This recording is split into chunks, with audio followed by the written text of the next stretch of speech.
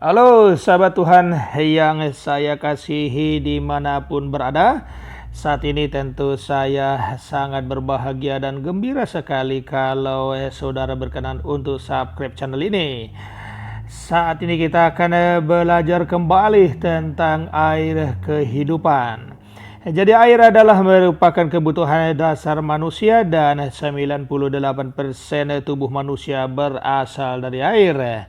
Jadi air ini kita akan bahas sekarang tapi bukan air biasa-biasa kawan-kawan, tetapi air yang luar biasa, air kehidupan, air yang kekal. Itulah yang akan kita bahas. Mari kita pelajari mulai dari pembacaan Alkitab yang terdapat di dalam Yohanes 4 ayat 7 yang mengatakan bahwa dalam peristiwa percakapan seorang perempuan Samaria dengan Yesus di sebuah sumur, yang mana perempuan akan mengambil air di sana untuk keluarga mereka, dan kemudian Yesus berkata, berilah aku minum. Jadi Yesus meminta minum air biasa kepada perempuan itu. Tetapi perempuan itu tidak dapat memberikan air kepada Yesus sebab sumur itu sangat dalam. Sebenarnya Yesus ingin mengajarkan sesuatu kepada perempuan ini tentang air itu yang sebenarnya. Jadi Yesus selalu menggunakan fasilitas dan lingkungan alam sekitar untuk mengajarkan manusia tentang rencana dan kehendak Allah di dalam hidupnya. Itulah hebatnya Tuhan Yesus. Setelah itu perempuan merespon permintaan Yesus dengan berkata bahwa masakan engkau seorang Yahudi minta minum kepadaku seorang Samaria.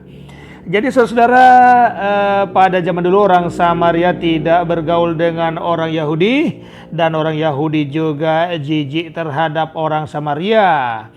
Dan kebanyakan masyarakat kita sekarang juga ada yang seperti itu, ada yang menganggap dirinya lebih suci daripada orang lain.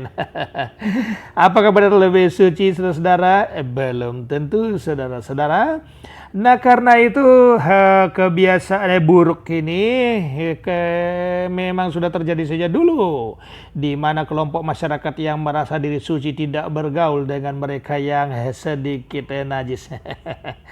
Baik saudara yang saya kasihi, bahwa Tuhan Yesus berkata kepada perempuan Samaria itu bahwa jikalau engkau tahu tentang karunia Allah dan siapa dia yang berkata kepadamu berilah aku minum, niscaya engkau telah meminta kepadanya dan ia telah memberikan kepadamu air hidup.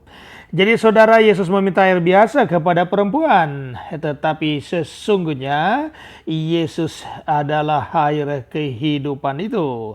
Karena itu dia berkata kepada perempuan itu, niscaya sebenarnya engkau bisa meminta air kehidupan kepada Yesus Kristus sendiri, dan ia akan memberikan air hidup itu kepada setiap orang.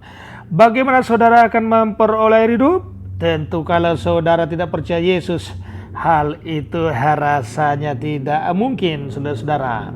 Bagaimana saudara akan menerima air kehidupan dari Yesus sedangkan saudara membenci Tuhan Yesus?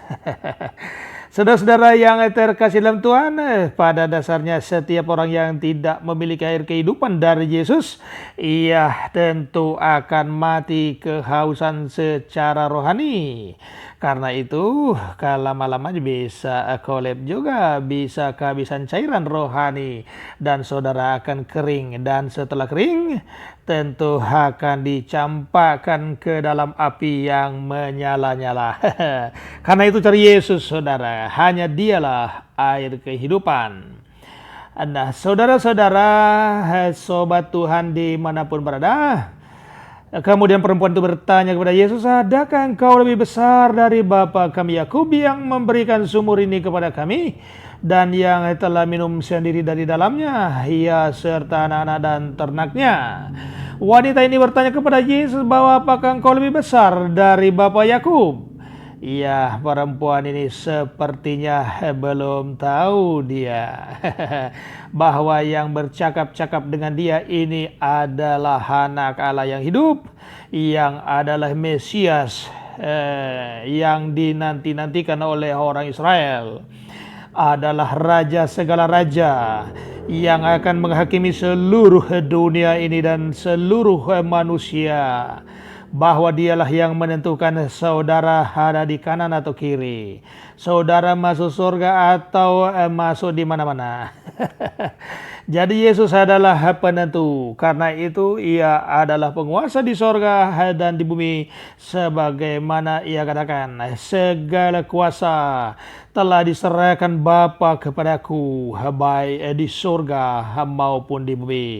Karena itu saudara, berimanlah kepada Tuhan Yesus yang punya kuasa di sorga. Jangan beriman kepada manusia yang hanya tahu menunjukkan sorga, padahal dia sendiri tidak tahu di mana sorga berada. Percayalah kepada Yesus karena dialah berkuasa. Jawab Yesus kepadanya, barang siapa minum dari air ini, ia akan haus lagi.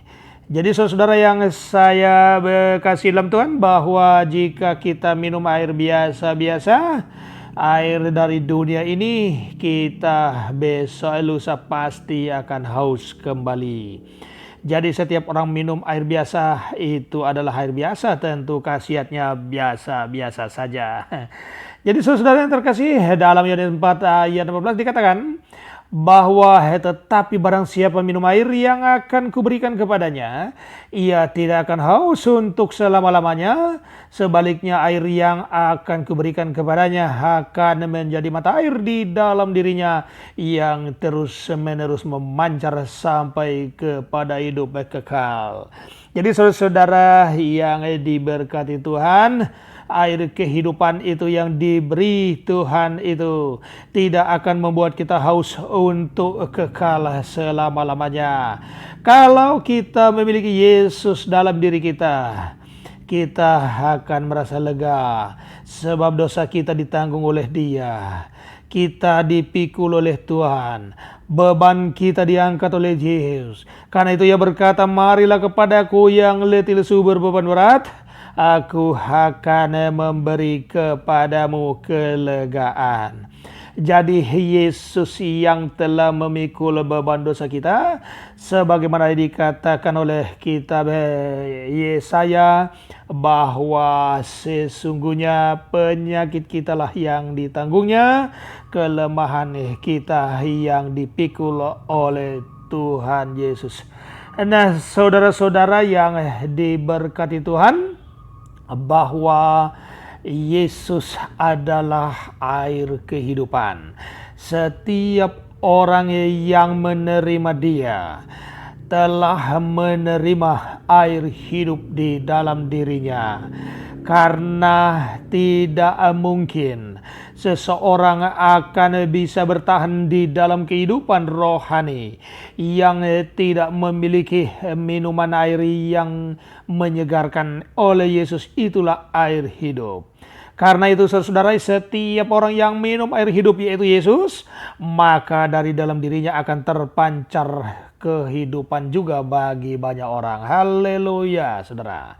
Oke, Yohanes 4:21 mengatakan, kata Yesus kepadanya, percayalah kepadaku, hai perempuan, saatnya akan tiba bahwa kamu akan menyembah Bapa bukan di gunung ini dan bukan di gunung di Yerusalem.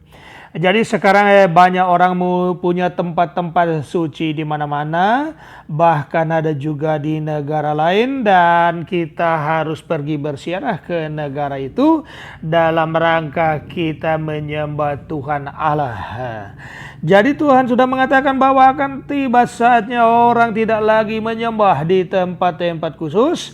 Tidak perlu lagi kita menyembah Tuhan pergi jauh-jauh ke Betel, ke Gilgad, ke Yerusalem, atau ke tempat-tempat ziarah keagamaan lainnya. Banyak orang mengatakan bahwa kalau saya berdoa di tempat-tempat suci, doa saya dijawab. Siapa yang katakan itu? Saudara yang diberkati oleh Tuhan, Tetapi saatnya akan datang dan sudah tiba sekarang bahwa penyembah-penyembah benar akan menyembah Bapa dalam roh dan kebenaran. Sebab Bapa menghendaki penyembahan-penyembahan demikian. Jadi Tuhan Yesus merombak semua tradisi-tradisi yang terjadi di Yerusalem dan di seluruh kehidupan manusia yang dulu beranggapan bahwa adanya tempat-tempat suci untuk sembahyang, untuk beribadah, untuk sujud, dan khasiatnya katanya lebih Yahud ya. Padahal sebenarnya tidak demikian. Tuhan Yesus sudah mengatakan saudara bahwa sekarang ini kita menyembah Tuhan Allah dalam roh dan kebenaran. Apa maksudnya roh dan kebenaran? Kita tidak menyembah Allah secara fisik, tetapi hidup benar dan menyembah di dalam roh karena Allah adalah roh. Baik saudara-saudara, lebih semangat lagi karena di dalam Yohanes 4 ayat 24 dikatakan, Allah itu roh dan barang siapa menyembah dia harus menyembahnya dalam roh dan kebenaran. Bagaimana menyembah Allah dalam roh? Artinya saudara-saudara, kita tidak bisa dan tidak boleh pamer di dalam kita menyembah Allah. Tidak kita menggunakan hal-hal atau baju-baju yang nampaknya suci, padahal seperti kubur yang dilabur di luarnya, tetapi kata Yesus di dalamnya penuh tulang belulang. Oke saudara yang terkasih, saat ini materi saya sudah menyampaikan kepada saudara bahwa Yesus adalah air kehidupan dan orang menyembah Allah adalah menyembah dalam roh dan kebenaran. Tidak menyembah Allah dengan cara-cara pamer yang nantinya akan mendatangkan pujian. Bukan dari Allah tetapi pujian dari manusia. Karena itu Tuhan Yesus mengatakan bahwa mereka telah menerima upahnya. Apa upah mereka yang sembahyang dengan cara-cara yang dipamerkan? Upahnya adalah pujian orang lain terhadap dia. Tidak dapat hadiah dari Tuhan, tetapi hanya pujian kosong, son semua. Baik saudara, terima kasih atas perhatian. Tuhan memberkati saudara-saudara sekarang sampai selamanya. Haleluya. Amin.